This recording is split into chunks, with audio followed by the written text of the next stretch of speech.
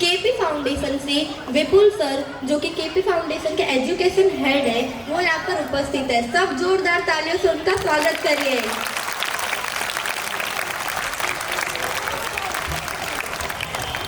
और हमारे बीच उपस्थित हैं अवेदा बेन मैम, जो केपी फाउंडेशन की एजुकेशन सुपरवाइजर है। जोरदार तालियों से उनका भी स्वागत करिए।